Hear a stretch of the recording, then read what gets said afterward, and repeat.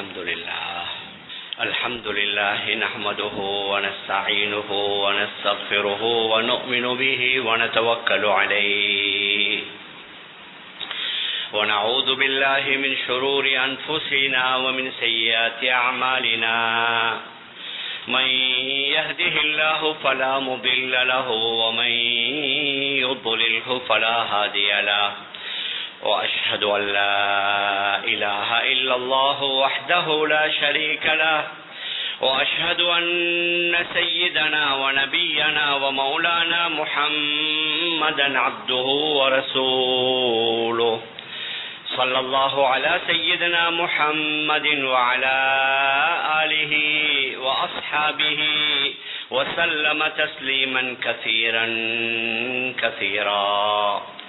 فقد قال الله سبحانه وتعالى في محكمه التنزيل والفرقان المجيد بعد أعوذ بالله من الشيطان الرجيم بسم الله الرحمن الرحيم ما أصاب من مصيبة في الأرض ولا في أنفسكم إلا في كتاب من قبل أن نبرأها إن ذلك على الله يسير.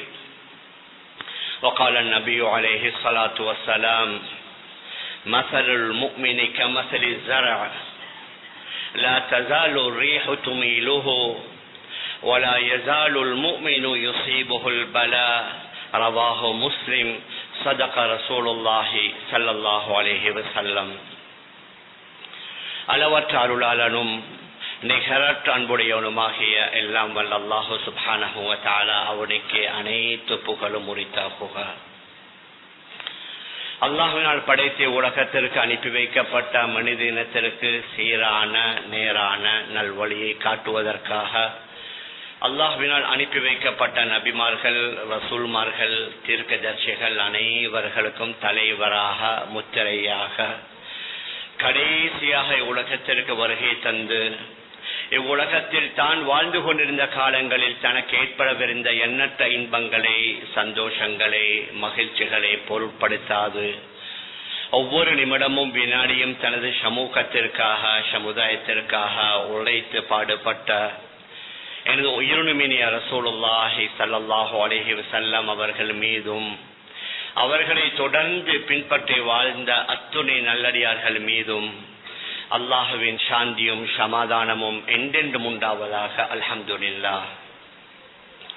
கணேசருக்குரிய பெரியார்களே, அன்பிற்குரிய கணவான்களே, சகோதரர்களே, முஸ்லிமாக பிறந்த முழு உலகத்தில் வாழக்கூடிய இஸ்லாமியர்கள் எல்லோருக்கும் இந்த உலகம் அதாவது பரீட்சை கூடம், சோதனை கூடம் என்றால் அது மிகையாகாது. அல்லாஹு சுப்ஹானஹு வ தஆலா நம்மை படைத்ததும் நமக்கு வாழ்க்கையை தந்ததும் அதற்கு பின்னால் நம்மை மரணிக்க செய்வதும் நம்மிலே யாரு நல்ல அமல்களை செய்கிறார்கள் என்று சோதிப்பதற்காக என்றே அல்லாஹ் மிக தெளிவாக குர்ஆன்ல கூறுகின்றான். சிலர் நினைப்பதை போன்று நாம் என்ஜாய் பண்ணுவதற்காக, அனுபவிப்பதற்காக, நாம் உலகத்திலே வந்ததே உலகத்தில் உள்ள எல்லா விதமான பாக்கியங்களையும் அனுபவித்து செல்வதற்காக வேண்டி என்று சிலர் நினைக்கலாம். அது பிழையானது, தவறானது. அல்லது ஹலகல் மௌத வல் ஹயாத லியப்லுவக்கும் அய்யுக்கும் அஹ்ஸனு அமலா. அல்லாஹ் ஹயாத்தையும் மௌத்தையும் படைத்ததே உங்களில் யாரும் நல்ல அமல்களை செய்கிறீர்கள் என்று செக் பண்ணுவதற்காக, சோதிப்பதற்காக.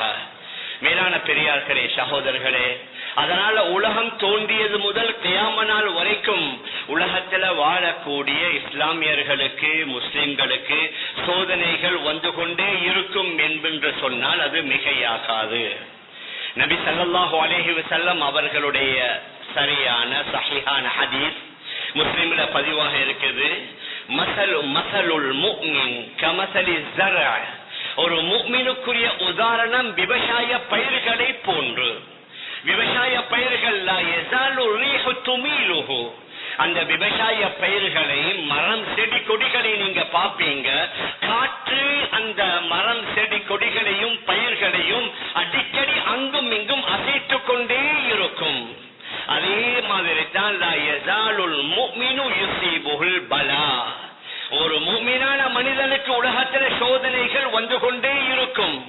ஒன்றுக்கு பின்னால் ஒன்று தொடர்ந்து வந்து கொண்டே இருக்கும். ஏன் இந்த உலக வாழ்க்கையை அல்லாஹ் சோதனை களமாக ஆக்கியிருக்கின்றான்.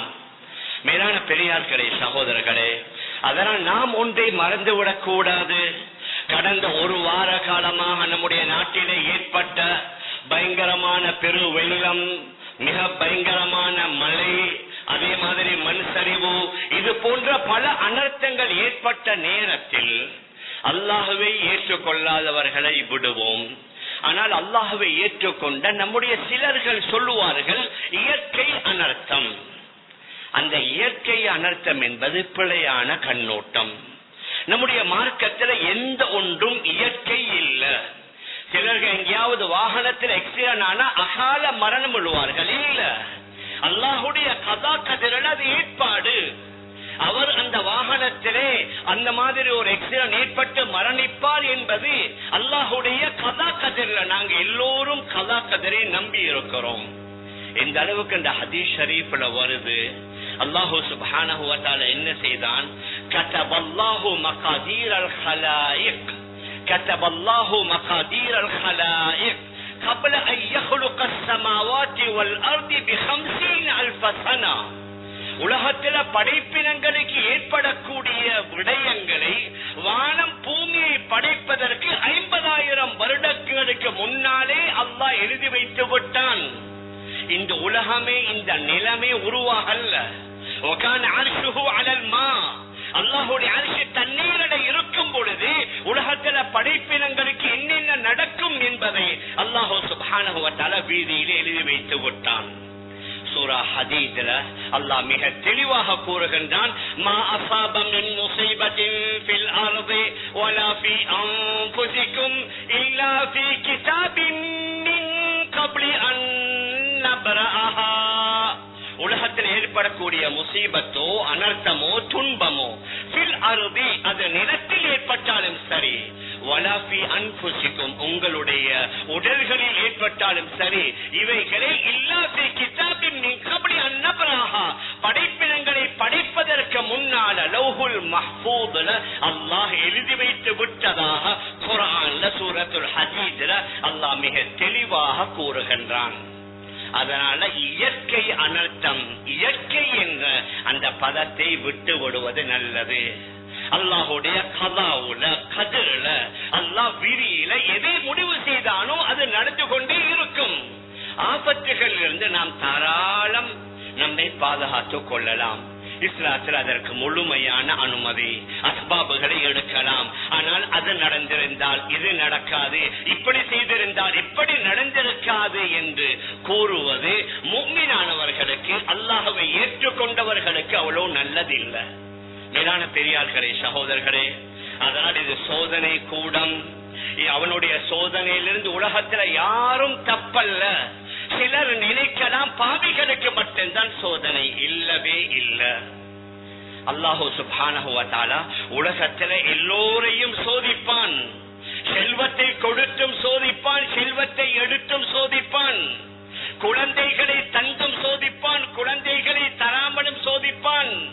சில நேரங்களில் குழந்தை உள்ளவரை விட குழந்தை இல்லாதவருக்கு அது மிகப்பெரிய சோதனையாக இருக்கும். சில நேரங்களில் குழந்தை இல்லாதவரை விட குழந்தை உள்ளவருக்கு பெரிய சோதனையாக அமையும். ஏன் சில வேளை பிள்ளைகள் ஆணோ பெண்ணோ தன்னுடைய பெற்றோர்கள் சொல்கின்றபடி நடக்காமல் அநியாயங்கள்ல பாவங்கள்ல குற்றங்கள் ஈடுபட்டா சில வேளை பெற்றோர்களே சொல்வார்கள், எனக்கு இந்த புள்ள கிடைக்காமல் இருந்திருந்தா நல்லா இருக்குமே. பிள்ளைகள் இல்லாமல் இருப்பதை விட இருக்கக்கூடியவர்களுக்கு பிள்ளைகளின் மூலமாக சோதனை. மேலான பெரியார்களே, சகோதரர்களே, அறிவு இல்லாமல் இருப்பவர்கள் அது பெரிய ஒரு குறை மாதிரி இருந்தா, அறிவு உள்ளவர்களுக்கு அறிவை கொடுத்து அல்லாஹ் சோதிப்பான். அந்த அறிவின் மூலமாக அல்லாஹ் விரும்புகின்ற காரியங்களில் பணிகளில் ஈடுபடுகிறாரா, அல்லது அநியாயங்கள், அட்டூழியங்கள், அனாச்சாரங்கள் அல்லது தவறான வழிகள் இன்றைக்கு உலகத்தில் உள்ள வல்லரசு நாடுகள் உள்ளவர்கள் அவங்க எல்லாம், அதாவது இன்டெலெக்சுவல் படித்தவர்கள், பெரிய பெரிய விஞ்ஞானிகள், அந்த அறிவை வைத்து என்ன எல்லாம் நல்ல வேலைகளையா செய்யறாங்க. உலகத்தில் உள்ள ஆயிரக்கணக்கான லட்சக்கணக்கான மக்களை கொண்டு குவிக்கக்கூடிய இந்த பயங்கரமான ஆயுதங்களை யாரு செய்வது? அந்த அறிவை வைத்து தவறான முடிவுகளை எடுத்தால் அது அவருக்கு ஆகப்பெரிய ஆபத்து. மேலான பெரியார்களே, சகோதரர்களே, அதனால ஒவ்வொருவரையும் அல்லாஹ் ஒவ்வொரு வகையில சோதிப்பான். அவனுக்கு நெருக்கமான நபிமார்களில் பலர்களை பல விதங்களில் சோதித்தான். ஹதரத் இப்ராஹிம் அலைஹிஸ்ஸலாத்து வஸ்ஸலாம் அவர்களை சோதித்ததை குர்ஆன்ல கூறுகின்றான்.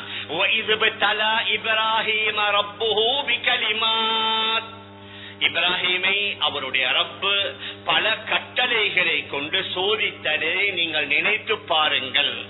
ஆனால் அவர்கள் அல்லாஹுடைய எல்லா சோதனைகளிலும் வெற்றி பெற்றார்கள். அந்த எல்லா சோதனைகள் கட்டளைகளை நிறைவேற்றினார்கள். இந்த ஆயத்திற்கு நிறைய அறிஞர்கள் விளக்கம் எழுதுகிறார்கள். ஹதரத் இப்ராஹிம் அலைஹிஸ்ஸலாத்து வஸ்ஸலாம் அவர்களுக்கு ஆகப்பெரிய சோதனை என்ன? அவர்களுடைய மனைவி, அவர்களுடைய பச்சிளம் பாலகன் இஸ்மாயில் அலைஹிஸ்ஸலாத்து வஸ்ஸலாம் 2 பேர்களையும் மனித சஞ்சாரமற்ற இடத்தில விட்டு அவர்களுடைய சொந்த ஊரான பெலஸ்தீனுக்கு செல்லும்படி இது சோதனை இல்லையா? அவர்கள் ஏகத்துவத்திற்காக வேண்டி பாடுபட்ட நேரத்தில் நெருப்பிலை தூக்கி எரியப்பட்டார்கள். இது அவர்களுடைய உயிருக்கு ஏற்பட்ட சோதனை இல்லையா? தன்னுடைய கையாலேயே தன்னுடைய மகனை அறுக்க சொன்னது எவ்வளவு மிகப்பெரிய ஒரு சோதனை.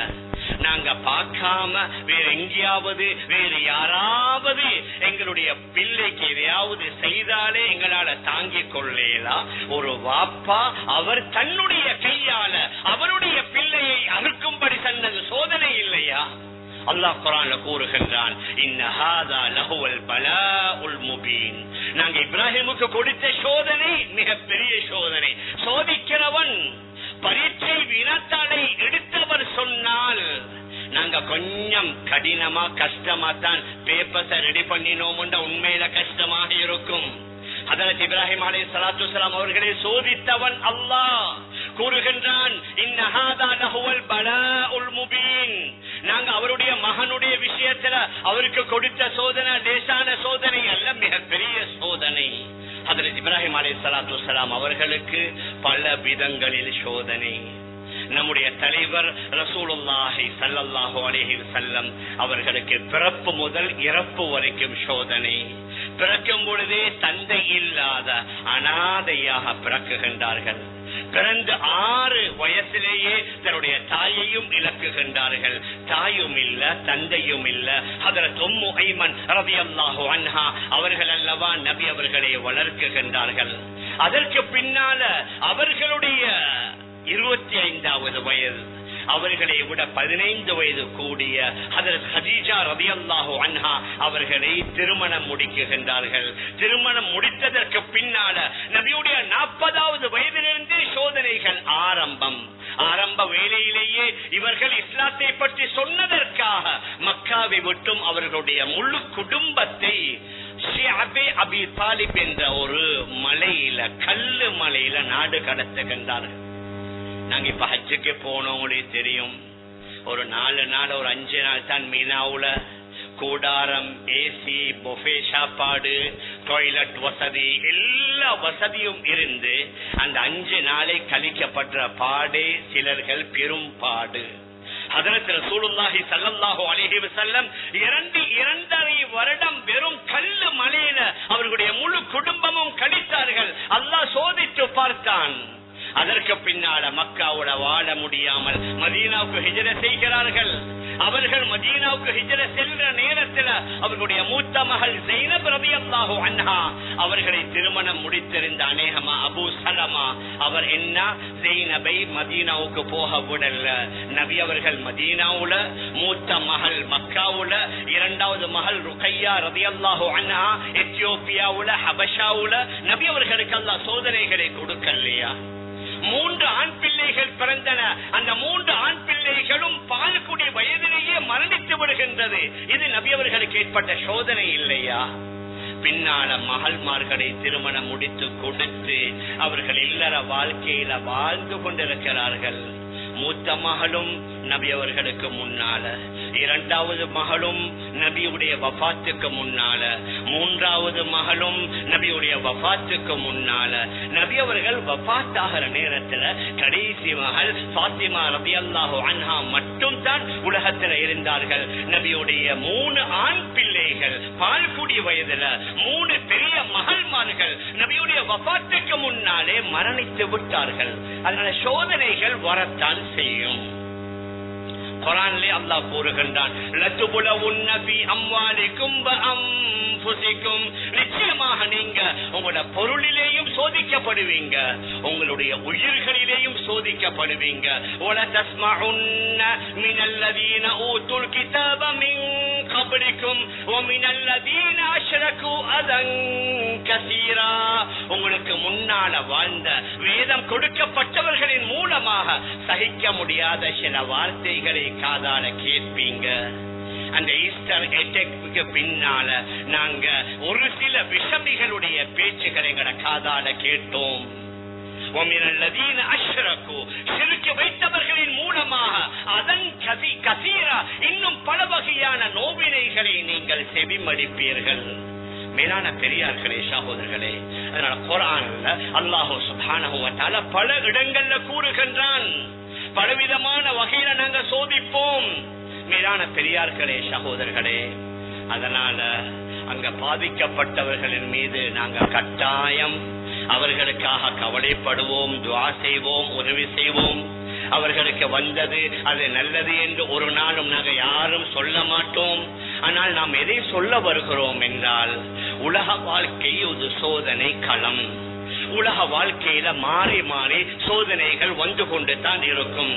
ஆனால் ஒரு முஃமினுக்குரிய நல்ல அழகான பண்பு என்ன, சோதனைகள் வரக்கூடிய நேரத்தில் அதை மிகப்பெரிய ஒரு தொந்தரவாக, அதை பெரிய ஒரு முசீபத்தாக நாங்க கருதக்கூடாது. ரெண்டும், இன்பம் வரும் பொழுது ஆணவத்தில அகம்பாவத்தில துள்ளி குதிக்கவும் கூடாது, சோதனைகள் வரும் பொழுது மிதமிஞ்சிய கவலை வரவும் கூடாது. அந்த சூரா ஹதீத்ல அந்த 2வது ஆயத்தில் அல்லாஹ் கூறுகின்றான், லிகைலா தஸௌ அலா மா ஃபாதகும் வலா தஃப்ரஹு பிமா ஆதாகும், உங்களுக்கு எது தவறிவிட்டதோ அதற்காக வேண்டி நீங்க ரொம்ப கவலைப்படாதீங்க. உங்களுக்கு எது கிடைத்ததோ அதை கொண்டு எல்லை மீறி சந்தோஷம் அடையும் ஆதீங்க. சோதனைகள் வந்தால் அல்லாஹ்வுடைய கலா, அவனுடைய கதர், அவனுடைய விதி, இதை நான் ஏற்றுக்கொள்ளணும், இதிலிருந்து நான் திரும்பி வரணும். இந்த ஒரு சிலர் இப்பொழுதும் நாங்க பார்க்கலாம் என்ன செய்ய, சில நேரங்கள்ல அவர்களுடைய குடும்பத்தில் யாராவது நெருக்கமானவர்கள் மரணித்து விட்டா, இதற்கு பின்னால் உலகத்தில் எனக்கு வாழ்வதற்கு விருப்பமே இல்லை, நானும் அவங்களோட சேர்ந்து மரணித்திருக்கலாம் என்று சொல்லுவாங்க. அல்லது அவங்களோட சொத்து செல்வம் எல்லாம் போயிட்டா, இதுக்கு பின்னால நான் எப்படி உலகத்துல வாழ்ற, எனக்கு இதற்கு பின்னால வாழ்வதற்கு ஒன்றுமே இல்லை. அவர் அவருடைய ஆரம்ப நிலையை நினைக்கணும். அவர் வரும்போது எடுத்துக்கொண்டு வந்தாரா, அவர் வரும் பொழுது அவருக்கு தேவையான சொந்த வீடை கட்டி கொண்டா வந்தார், அவருடைய பிசினஸ் எல்லாம் ரெடியாக இருந்ததா, அவர் தான் கொஞ்சம் கொஞ்சமாக இவைகளை சம்பாதித்து சேகரித்து உருவாக்கினார். மேலான பெரியார்களே, சகோதரர்களே, அதனால எல்லை மீறிய கவலை வந்தாலும் உலகத்துல வாழலாம், எல்லை மீறி சந்தோஷம் வந்தாலும் உலகத்துல வாழ்வது சிரமம். அதனால் நபியுடைய ஒரு அழகான ஹதீஸ், நபி அவர்கள் சொன்னார்கள், ஆஜபன் லி அம்ரில் முஸ்லிம், முஸ்லிமுக்கு ஒரு ஆச்சரியமான ஒரு விடயத்தை அல்லாஹ் தந்திருக்கிறான். ஒலைஸ ஸாலிக இல்லா லஹு, அது மூமினுக்கு மட்டும் தான், மற்ற மனிதர்களுக்கு இல்ல, அல்லாஹ்வுக்கு ஷிர்க் இணை வைக்கக்கூடியவர்களுக்கு இல்ல, இது மூமினுக்கு மாத்திரம் தான். இன் அஸாபத்துஹு ஸர்ரா ஃபஷக்கர ஃபகான கைரன் லஹு வ இன் அஸாபத்துஹு தர்ரா ஃபஸபர ஃபகான கைரன் லஹு. ஒரு மூமினுக்கு சந்தோஷமான விடயம் நடந்தா அவர் அல்லாஹ்வுக்கு ஷுக்ர் செய்தால் அதுவும் அவருக்கு நல்ல விடயம்.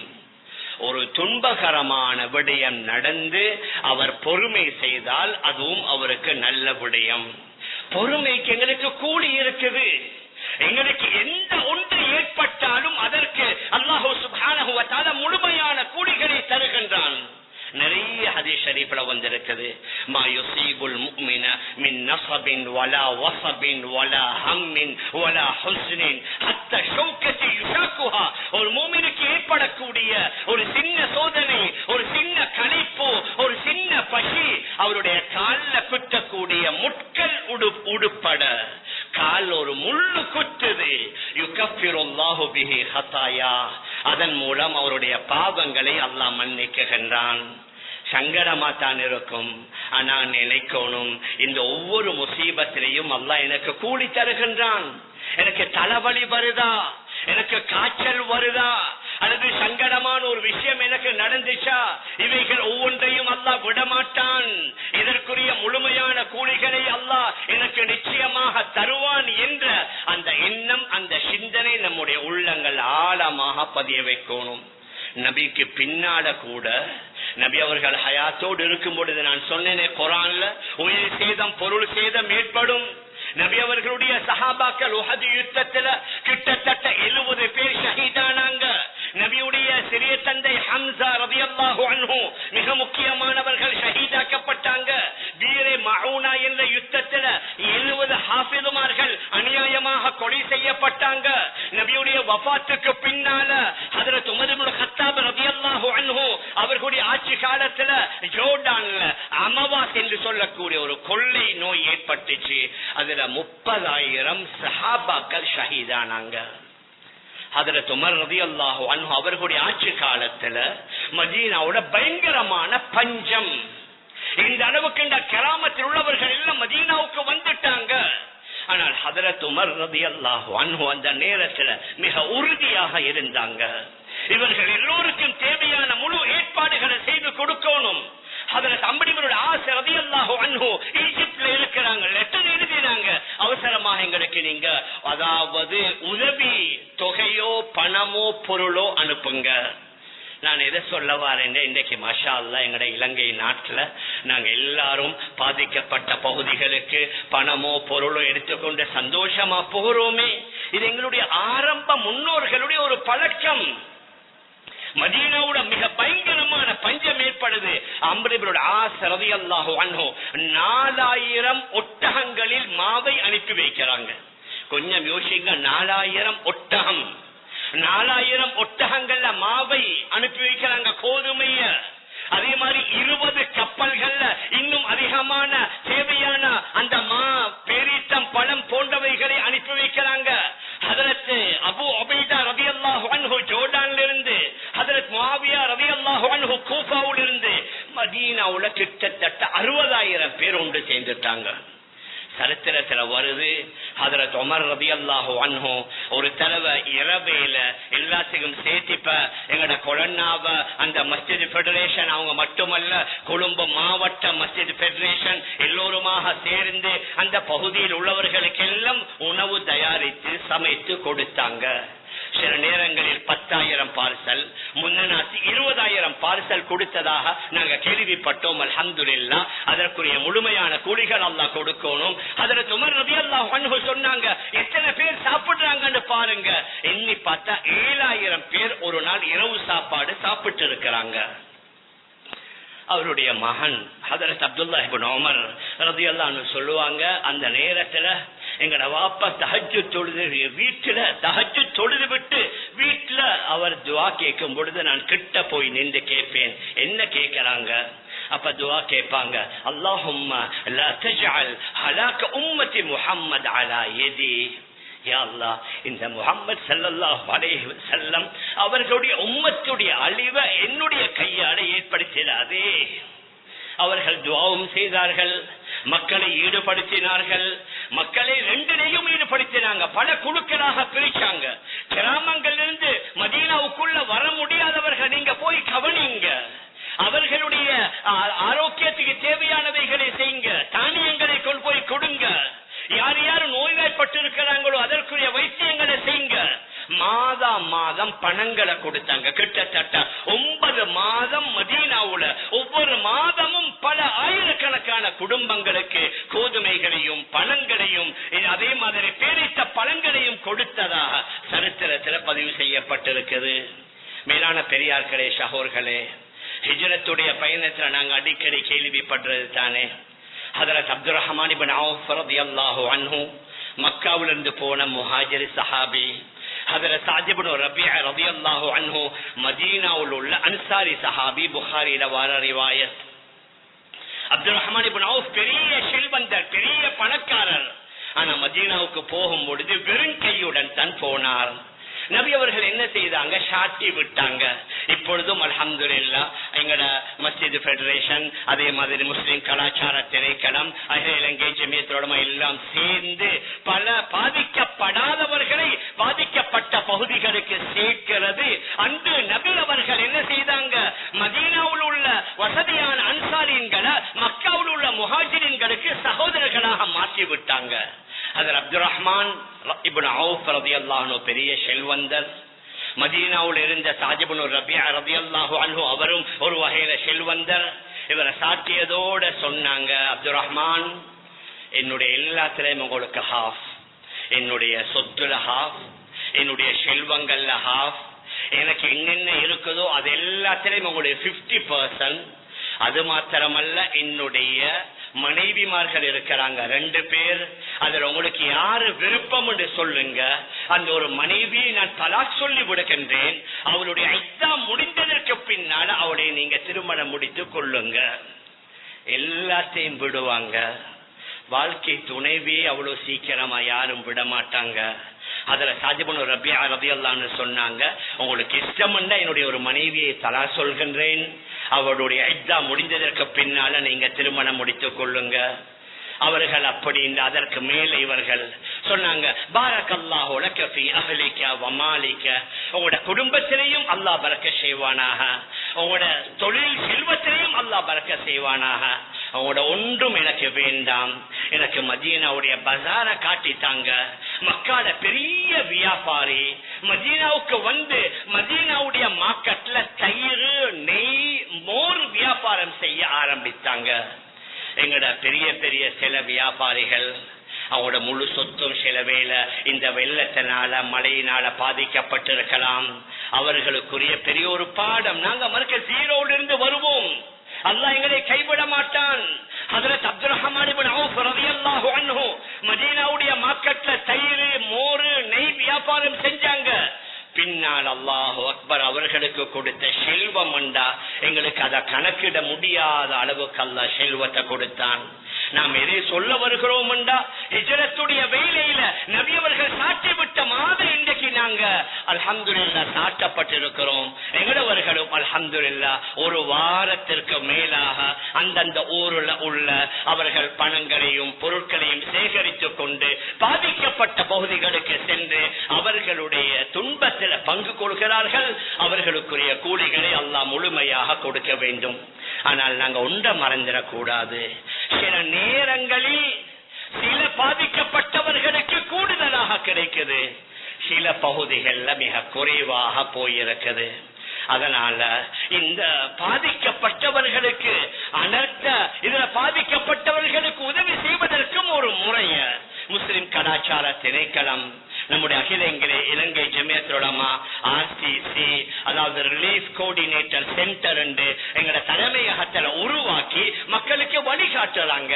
எந்தெந்த பகுதிகளுக்கு யார் யார் போயிருக்கிறாங்க, அவர்களுக்கு என்னென்ன வகையான உதவிகள் கிடைத்திருக்கிறது, எந்தெந்த பகுதிகளுக்கு உதவிகள் கிடைக்கல.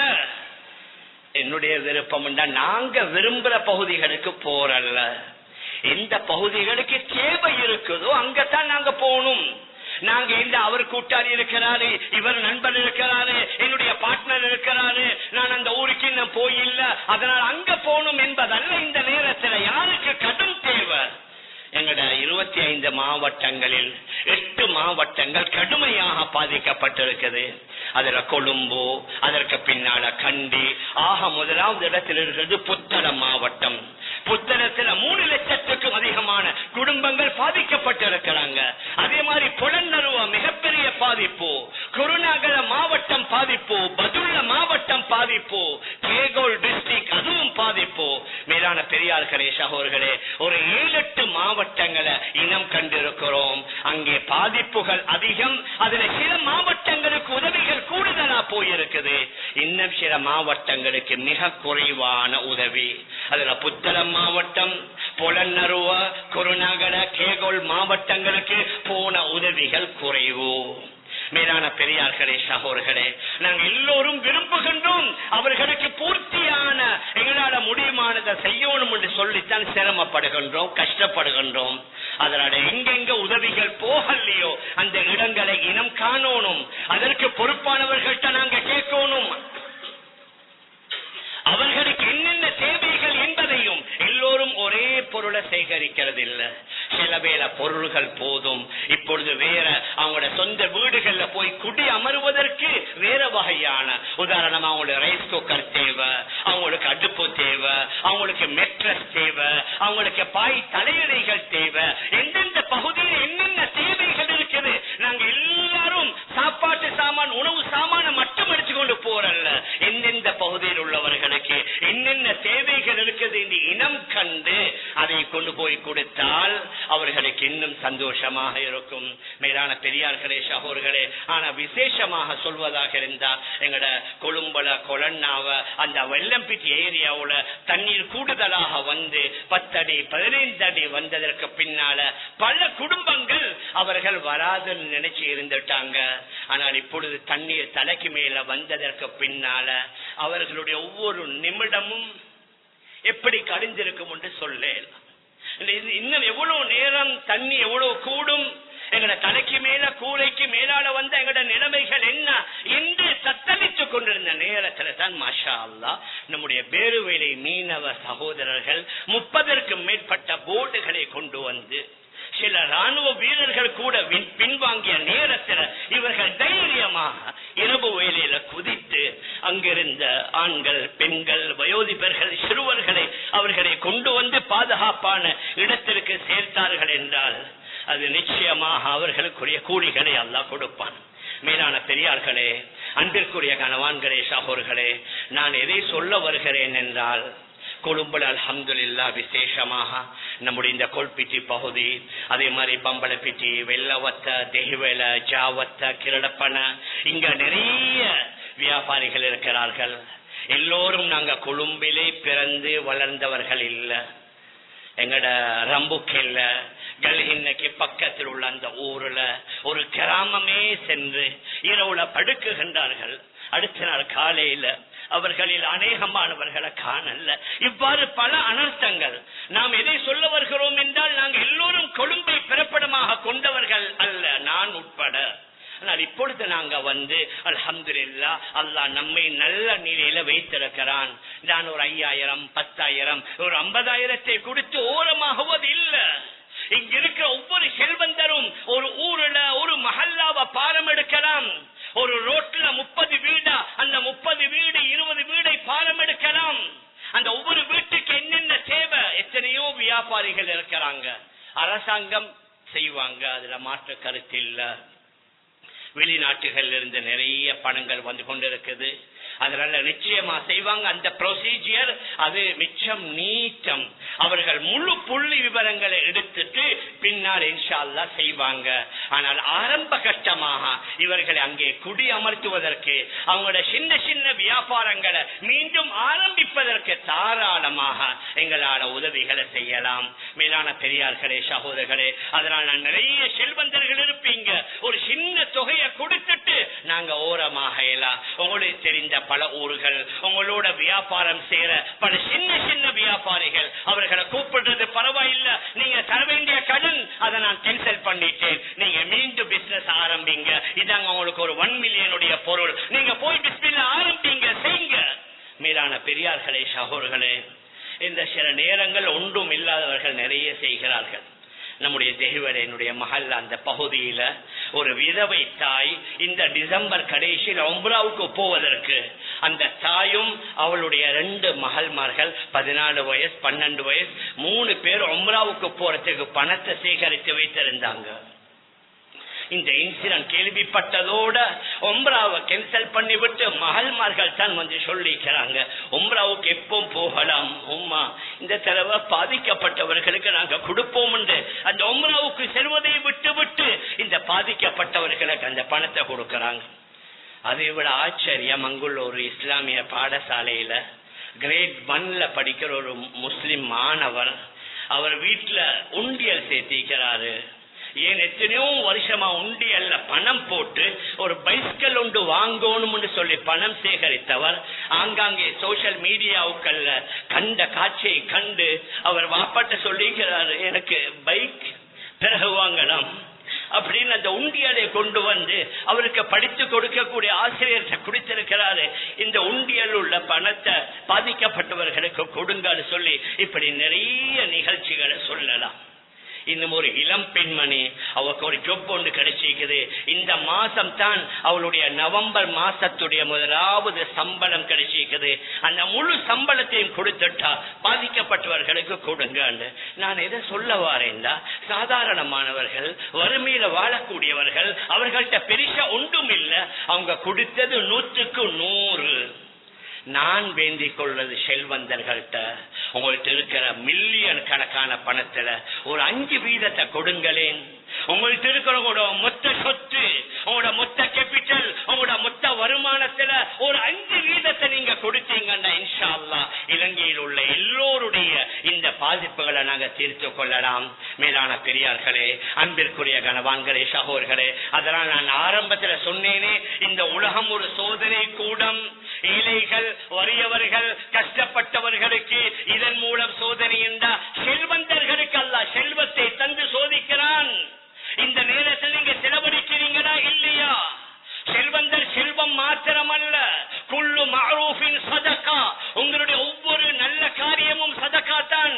பணத்தால கொடுப்பதும் சதகா, நல்ல வார்த்தையால பேசுவதும் சதகா, பேர்ந்திருக்கிறவர்களை சேர்த்து வைப்பதும் சதகா, பாதையில உள்ள கல்லு முள்ள நீக்குவதும் சதகா, உடல் ஆரோக்கியம் உள்ளவர்கள் உங்களை உடலால சதகா செய்யலாம், செல்வந்தர்கள் செல்வத்தால சதகா செய்யலாம். வேறு வேறு வகையான ஆற்றல்கள், திறமை உள்ளவர்கள் அவர்களுடைய ஆற்றல்கள் திறமைகளால ஈடுபட்டா எல்லோராலும் இந்த சதகாவுல அதாவது ஈடுபட்டு கொள்ளலாம், அதனுடைய நன்மை அடைந்து கொள்ளலாம். மேலான பெரியார்களே, சகோதரர்களே, அதனால இலங்கையில் உள்ள அநேகமானவர்கள் இங்க ஒளிபரப்பப்படக்கூடிய இந்த ஜும்மாவை செவிமடுக்கிறார்கள். அதனால வெறும் நம்முடைய கொல்பிட்டி மஸ்ஜிதில் உள்ளவர்களுக்கு மாத்திரமல்ல, இலங்கையில யார் யார் செவிமடுக்கிறார்களோ அவர்கள் எல்லோரையும் வினயமாக கேட்க கொண்டோம்.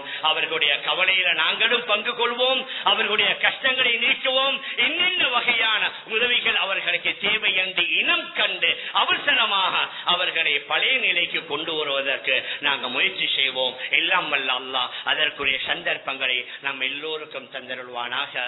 ஆகவே அல்லாஹ் سيدنا محمد وعلى آل سيدنا محمد كما صليت على إبراهيم وعلى آل إبراهيم وبارك على محمد وعلى آل محمد كما باركت على إبراهيم وعلى آل إبراهيم في العالمين إنك حميد مجيد. اللهم يا أول الأولين ويا آخر الآخرين ويا ذا القوة المتين ويا راحم المساكين ويا أرحم الراحمين، ظلمنا أنفسنا وإن لم تغفر لنا وترحمنا لنكونن من الخاسرين.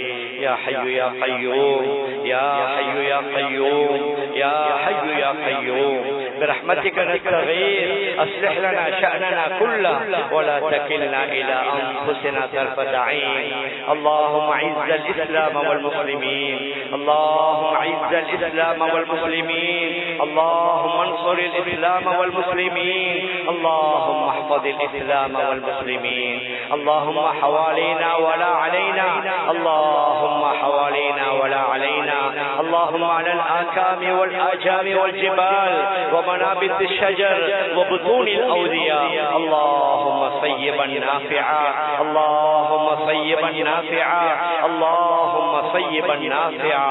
ربنا لا تجعلنا فتنة للقوم الظالمين ونجنا برحمتك من القوم الكافرين. يا الله கண்ணில் ரப்பே ரஹ்மானே, மேலான ஜமானே, மகா கிருபையாளனே, புனிதமான ஒரு தினத்திலே யா அல்லாஹ் புனிதமான ஜும்ஆ தொழுகையை முடித்து விட்டு கையேந்தி இருக்கிறோம். யா அல்லாஹ் நாங்க நாங்கள் பாவிகள் யா அல்லாஹ். அந்த பாவ கரைகளுடன் நம்முடைய கரங்களை ஏந்திருக்கிறோம் யா அல்லாஹ். நாங்கள் உன்னுடைய அடிமைகள் யா அல்லாஹ். நீங்களே படைத்து போஷிக்கக்கூடிய நம்முடைய எஜமானன் யா அல்லாஹ். ரப்பே ரஹ்மானே, நாங்கள் தவறுகளை செய்திருப்போம் யா அல்லாஹ். ஆனால் நீ மகா கிருபையாளன் யா அல்லாஹ். தாயை விட நீ பன்மடங்கு அன்புள்ளவன் யா அல்லாஹ். ரப்பே ரஹ்மான், நம்மிடத்திலே கையேந்தி கேட்டுக்கொண்டோம். எங்களால் ஏற்பட்ட எல்லா வகையான தவறுகளையும் பாவங்களையும் மன்னிப்பாயாக. எங்களுடைய தவறுகளுக்குரிய தண்டனைகளை நீ தர ஆரம்பித்தால் எங்களால் தாங்க முடியாது யா அல்லாஹ். நாங்க யாரும் உலகத்தில் தப்பிக்க மாட்டோம் யா அல்லாஹ். எங்கள் மீது கருணை காட்டுவாயாக, எங்கள் மீது இரக்கம் காட்டுவாயாக. விசேஷமாக இந்த நாட்டின் மீது நீ இரக்கம் காட்டுவாயாக. சமீபத்தில் ஏற்பட்ட இந்த எல்லா வகையான அனர்த்தங்கள் பாதிப்புகளிலிருந்து யா அல்லாஹ் எல்லா வகையான இன மத மக்களும் வெளியில வரணும் யா அல்லாஹ். அவர்களுக்குரிய முழு ஏற்பாடுகள் சீக்கிரமாக நடக்க நீயே உதவி செய்வாயா யா அல்லாஹ். யார் யாரெல்லாம் கலிமா சொன்னவர்கள் மரணித்தார்களோ யா அல்லாஹ், அவர்களை நீ ஷுஹதாக்களை சேர்த்து விடுவாயா. அவர்களுக்கு ஷஹீதுகளுடைய அந்தஸ்தை கொடுப்பாயாக. அவர்கள் யார் யாரை விட்டு பிரிந்து விட்டார்களோ பிரிந்து வாழக்கூடியவர்களுக்கு மன ஆறுதலையும் அமைதியையும் நிம்மதியையும் கொடுப்பாயாக. ரஹ்மானே, ஆயிரக்கணக்கான மக்கள் வளர்களை இழந்திருக்கிறார்கள் யா அல்லாஹ். ஆயிரக்கணக்கான மக்கள் தன்னுடைய சொந்த வீடு வாசல்களை இழந்திருக்கிறார்கள் யா அல்லாஹ். ஆயிரக்கணக்கான மக்கள் தன்னுடைய வியாபார நிலங்களையும் விவசாய நிலங்களையும் இழந்திருக்கிறார்கள் யா அல்லாஹ். அவர்களுக்கு அதை மீட்டி கொடுப்பது உனக்கு ஒரு சிரமம் இல்லையா அல்லாஹ். ரப்பே ரஹ்மானே, அவர்கள் பழைய நிலைக்கு மீண்டும் திரும்பி வரணும் யா அல்லாஹ். அவர்கள் அமைதியாக நிம்மதியாக வாழணும் யா அல்லாஹ். எந்த வகையான கவலையும் பயமும் இல்லாமல் அவர்கள் வாழணும் யா அல்லாஹ். ரப்பே ரஹ்மானே, எல்லா வகையான பாதுகாப்பையும் உதவிகளையும் கொடுப்பாயாக. மன ஆறுதலையும் அமைதியையும் கொடுப்பாயாக. அவர்களுக்காக நாட்டுடைய நாலா புறங்களிலிருந்தும் மக்கள் சாரை சாரியாக சென்று உதவி செய்தார்கள் யா அல்லாஹ். அந்த உதவிகளுக்கு முன்னால தான் கூலி கொடுக்க முடியும் யா அல்லாஹ். அந்த உதவி செய்தவர்களையும் ஏற்றுக்கொள்வாயாக. உடலால, பொருளால, பணத்தால, நேரத்தால யார் யார் எந்தெந்த வகையான உதவிகளை செய்தார்களோ யா அல்லாஹ், இதுல யார் யாரெல்லாம் எந்த வகையில பங்காளிகளாக மாறினார்களோ யா அல்லாஹ், அவர்கள் எல்லோருடைய அந்த உதவிகள் பங்குக்கு நீ முழுமையான கூலிகளை கொடுப்பாயாக. நாங்கள் செய்யக்கூடிய வேலைகளில் எங்களுக்கு முகத்துதி, பெருமை, அதே மாதிரி விளம்பரம் எதுவுமே வந்து விடாமல் யா அல்லாஹ், இதை முழுக்க உனக்காக செய்தோம், உன்னுடைய திருப்திக்காக செய்தோம் என்பதாக நினைத்தவைகள் அனைத்தையும் ஏற்றுக்கொள்வாயாக, புரிந்து கொள்வாயாக. இதற்கு பின்னால் எங்களால் தாங்க முடியாத இந்த மாதிரியான அனர்த்தங்கள், ஆபத்துகள், வெள்ளங்கள், கனமழைகள், மண்சரிவுகள் இருந்து யா அல்லாஹ் ஒட்டுமொத்த இந்த நாட்டையும் முழு உலகத்தில் உள்ள மக்களையும் பாதுகாப்பாயாக. ரப்பே ரஹ்மானே, ஹலாலான வருமானத்தை தருவாயாக, ஹலாலான சம்பாத்தியத்தை தருவாயாக. சகல விதமான ஹராம்களை விட்டு எங்கள் எல்லோரையும் பாதுகாப்பாயாக. நோயாளிகள் நிறைய இருக்கிறார்கள் யா அல்லாஹ், அவர்களுடைய நோயிலிருந்து சுகத்தை கொடுப்பாயாக. யார் யார் வழக்குகளில், வம்புகளில், கடன்களில் மாட்டிருக்கிறார்களோ அதிலிருந்து அவர்களுக்கு விமோசனத்தை கொடுப்பாயாக. ரப்பே ரஹ்மான், இந்த நாட்டிலே வாழக்கூடிய எல்லா இன மத மக்களுடனும் ஒற்றுமையுடனும் சகவாழ்வுடனும் வாழக்கூடிய நல்ல சூழலை ஏற்படுத்தி வைப்பாயாக. ரப்பே ரஹ்மானே, நாங்கள் செய்த பாவங்களுக்குரிய தௌபா கிடைப்பதற்கு முன்னால் எங்களுடைய ரூஹுகளை வாங்கிறாதே யா அல்லாஹ். முழுமையான மன்னிப்புகளை கிடைக்கணும் யா அல்லாஹ். சிரித்த முகத்துடன் உன்னை சந்திக்கணும் யா அல்லாஹ். எங்கள் எல்லோருக்கும் நல்ல முடிவை ஏற்படுத்தி யா அல்லாஹ்.